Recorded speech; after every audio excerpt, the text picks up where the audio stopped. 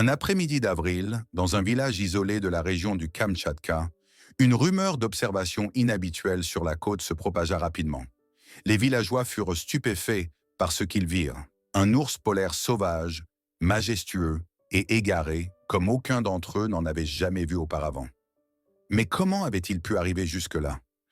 Normalement, ces animaux vivent dans l'Arctique, à des centaines de kilomètres de cette région.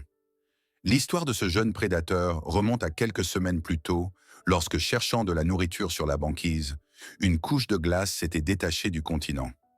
Prisonnier de ce radeau glacé, l'animal avait probablement tenté de regagner la terre ferme, mais sans succès.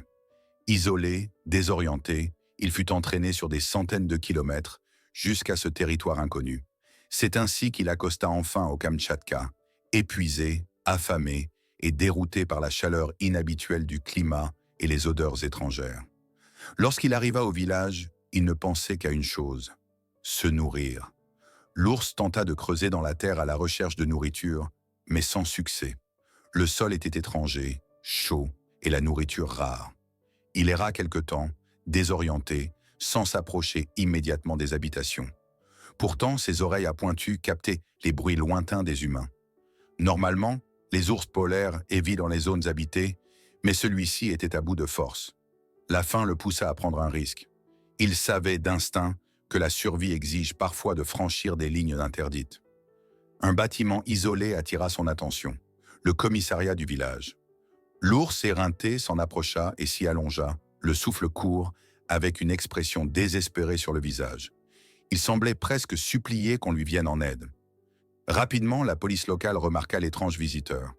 Un agent donna l'alerte et 2 policiers furent dépêchés sur place pour inspecter la situation. L'animal gigantesque arborait une fourrure blanche tachée de boue, des yeux fatigués et des griffes impressionnantes. Les policiers, saisissant la gravité de la situation, s'approchèrent avec prudence. Lorsqu'ils comprirent qu'il s'agissait d'un jeune ours polaire, ils furent choqués. L'animal semblait blessé à une patte avant, qu'il gardait replié contre lui. Pris de compassion, les agents décidèrent de ne pas le chasser. Ils contactèrent les autorités locales de protection de la faune. Les réponses furent rapides. Des spécialistes furent envoyés pour évaluer la situation. En attendant, les policiers prirent soin de l'ours, le soignèrent sommairement et lui apportèrent un peu de nourriture. Le prédateur, rebaptisé Umka par les villageois, devint bientôt une véritable célébrité locale. Chaque jour, les habitants lui apportaient du poisson et d'autres aliments. L'ours restait calme, comme s'il comprenait que ces humains ne lui voulaient aucun mal. Les enfants, fascinés, l'observaient de loin. Bien qu'appréciant cette aide, il était clair qu'Umka n'était pas à sa place ici. Ses regards vers l'horizon laissaient deviner une nostalgie profonde. Il semblait chercher quelque chose d'invisible, une direction, une réponse. Les autorités, bien qu'émues, savaient que l'animal ne survivrait pas longtemps au Kamtchatka. Il fallait agir. Des experts furent consultés et tous furent unanimes. Umka devait être rapatrié d'urgence dans son habitat naturel. Mais le voyage serait complexe. L'ours, désorienté, ne retrouverait jamais le chemin seul. De plus, même guidé, il n'aurait pas survécu au trajet à travers les terres. La logistique était un défi: distance, poids, risque. Pourtant, renoncer n'était pas envisageable. La situation semblait sans issue. Mais un homme, Vladimir Gardianko, chef du département national de surveillance de la chasse, prit les choses en main. Il expliqua que le cas d'Umka n'était pas isolé. D'autres ours avaient été emportés par les glaces détachées. La plupart mouraient de faim ou étaient abattus par peur. Cette fois, il voulait changer le cours des choses. Son département, en collaboration avec celui des forêts et la Wildlife Protection Agency, mit en place un plan d'action urgent. La nouvelle de l'événement se répandit. Le gouverneur régional, Vladimir Ilitch, demanda au ministre des Urgences, Eugène Cheff, de fournir un hélicoptère pour transporter Umka jusqu'à l'Arctique. Une cage de transport spéciale fut conçue pour assurer sa sécurité et celle de l'équipage. Les ingénieurs durent innover pour construire une structure à la fois résistante et assez confortable pour l'animal. 8 jours après l'arrivée d'Umka, les opérations de sauvetage commencèrent. Ce fut une entreprise exceptionnelle, inédite même. Jamais un ours polaire de cette taille n'avait été transporté par les airs. L'équipe était nerveuse, mais déterminée. Des précautions strictes furent prises pour anesthésier temporairement l'animal, sans le mettre en danger. Il en allait de la vie d'un être vivant devenu, le temps d'une aventure, le symbole d'une solidarité inattendue entre l'homme et la nature. L'hélicoptère était prêt, la cage solidement fixée dans l'habitacle, et l'équipe du ministère des Urgences vérifiait une dernière fois chaque détail. Le jour du départ, les villageois s'étaient rassemblés en silence, les yeux tournés vers le ciel nuageux. Certains pleuraient, d'autres se tenaient à la main, murmurant des prières ou des encouragements. Umka, endormi sous l'effet d'un tranquillisant adapté, fut délicatement installé dans la cage. Tout le monde retint son souffle lorsque les rotors commencèrent à tourner. Le vol couvrait près de 700 km jusqu'à une zone inhabitée de l'Arctique, où les conditions naturelles permettraient à Umka de retrouver un territoire familier. Tout était minutieusement préparé, mais personne ne pouvait prévoir ce qui allait se passer en plein ciel. Environ à mi-parcours, alors que l'appareil volait au-dessus d'un champ de glace flottante, un bruit sourd émana de la cage. Les membres de l'équipage se regardèrent, figés, le cœur battant. Umka venait de se réveiller. Son regard s'était posé sur l'hélice par la petite ouverture de la cage. Il ne rugit pas, ne bougea pas violemment. Il resta simplement allongé, fixant les hommes qui l'entouraient, avec une intensité mélangeant peur, incompréhension et une sorte de calme fataliste. Un silence tendu remplit l'appareil. Personne n'osait faire le moindre mouvement brusque, chacun espérant que l'animal resterait paisible. Le pilote parla à voix basse. « Il est réveillé. Restez calme. » L'équipe appliqua les protocoles d'urgence sans panique. Umka respirait fort, mais restait docile. Une caméra de surveillance montrait ses yeux écarquillés et son museau appuyé contre les barreaux. Il semblait comprendre qu'on ne lui voulait pas de mal. L'un des membres de l'équipe, les yeux rivés sur l'écran, murmura « Il nous regarde. Il sait. » Le reste du vol fut tendu mais stable. Umka ne manifesta aucune agressivité. Certains disaient même qu'il les observait avec une forme de confiance silencieuse. Après plusieurs heures, l'hélicoptère amorça enfin sa descente vers une région arctique sélectionnée pour sa richesse en proie et son isolement. L'équipe au sol attendait déjà, emmitouflée dans de lourdes vestes, les visages rougis par le froid mordant. Lorsque l'appareil atterrit, un vent glacial soufflait sur la plaine. Le sol était recouvert de neige dure et le soleil déclinait lentement. La cage fut déchargée avec précaution et placée face à une large étendue blanche, à perte de vue. Un vétérinaire injecta un antidote pour accélérer le réveil total de l'ours. Quelques minutes passèrent, puis là, au milieu du silence polaire, Umka se redressa lentement. Il humait l'air. Ses narines frémissaient, captant les odeurs familières de la glace, du vent et de la liberté retrouvée. Il tourna la tête vers les humains qui l'observaient. Puis, sans bruit, il avança vers l'ouverture de la cage. Ses pattes, encore engourdies, rencontrèrent la neige.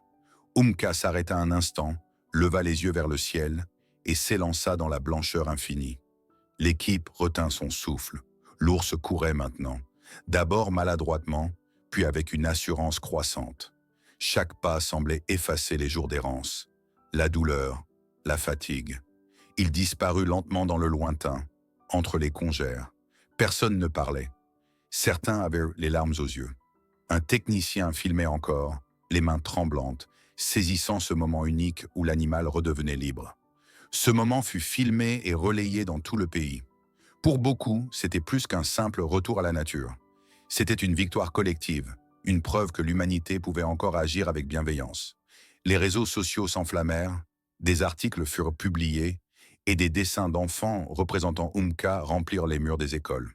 Le ministre des Urgences, dans une interview, déclara que cette mission resterait un exemple de coopération entre les hommes et de respect envers la faune. Umka était de retour chez lui. Mais au fond des cœurs, une question persistait. Survivrait-il maintenant, seul, dans cet univers impitoyable?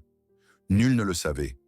Pourtant, chacun portait l'espoir que l'instinct de l'ours, mélangé à ce lien créé brièvement avec les humains, le guiderait vers un destin meilleur. Et peut-être quelque part, dans l'immensité glaciale, Umka se souvenait lui aussi de ses mains tendues, de ses voix calmes, de cette cage qui n'était pas une prison, mais un pont vers la liberté.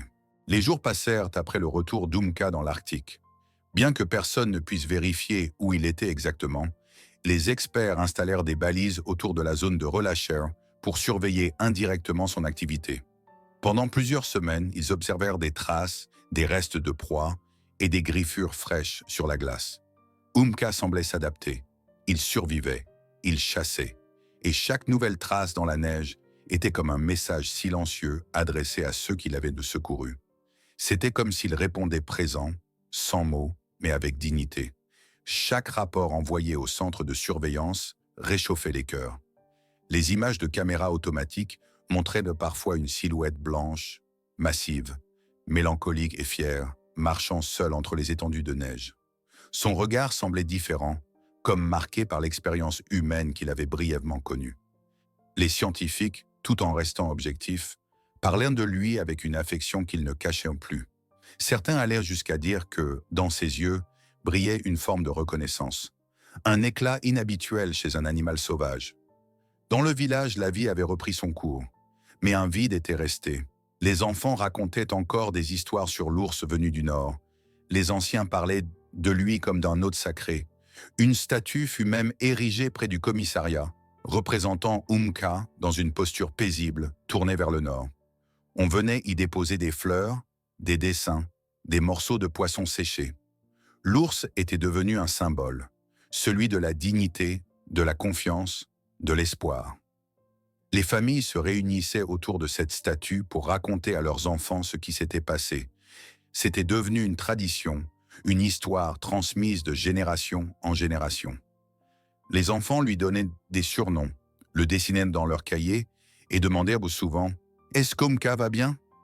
Dans les journaux, on continuait de parler de lui. Les associations de protection de la faune se servirent de son histoire pour sensibiliser à la fonte des glaces et à la fragilité de l'équilibre arctique. Des campagnes furent lancées sous le slogan « Pour qu'Umka ne soit pas le dernier ». L'image de l'ours solitaire était devenue un appel silencieux à la responsabilité humaine. Des écoles de tout le pays organisaient des journées d'hommage, où les élèves venaient habillés de blanc et présentaient des exposés sur les ours polaires et le changement climatique. Des artistes, inspirés par son histoire, peignirent de grandes fresques murales dans les villes. Puis un jour, alors que le printemps polaire pointait timidement, une nouvelle photographie fit le tour du pays. On y voyait Umka, debout sur une crête de glace, les yeux fixés vers l'horizon, et à ses pieds, deux petites silhouettes blanches, des oursons. Nul ne savait d'où ils venaient, ni s'ils étaient vraiment les siens. Mais pour les habitants du village, il n'y avait aucun doute. C'était lui, et il n'était plus seul. L'image fut reprise dans les médias, sur les réseaux sociaux, dans les manuels scolaires. Elle devint le symbole d'un renouveau. Certains y virent un miracle, d'autres, une continuité. La photographie fut encadrée et suspendue dans l'école du village. Les enfants l'observaient chaque matin avec admiration, comme s'ils contemplaient un héros revenu d'un autre monde. Le directeur de l'école raconta que certains petits élèves s'étaient remis à étudier avec plus de détermination, inspirés par la force tranquille d'Umka. Une salle de classe fut même renommée Salle Umka, et chaque année, on y organisait un concours de récits sur la nature et la solidarité. Des livres illustrés racontant son histoire furent distribués gratuitement. Les mois passèrent, la neige fondit, puis revint. Le cycle de l'Arctique reprit son cours, implacable et majestueux. Mais quelque chose avait changé. Le lien tissé entre un village isolé du Kamtchatka et un ours perdu n'avait pas disparu. Il vivait dans les récits, les gestes, les regards. Dans chaque pas que faisait Umka sur la glace, il semblait emporter avec lui un fragment de cette humanité fugace qu'il avait sauvée. Il était un mémoire en mouvement, une présence qui dépassait l'animal. Et peut-être, dans la blancheur sans fin, lorsqu'il levait les yeux vers les étoiles polaires, il se souvenait encore de ses voix douces, de ses mains prudentes, de cette cage qui, un jour, lui avait offert une seconde chance. Peut-être entendait-il encore l'écho d'un nom murmuré avec espoir. Umka. Umka était libre, vraiment libre. Et il n'était plus un simple ours polaire. Il était devenu une légende vivante, faite de glace, de courage et de souvenirs partagés.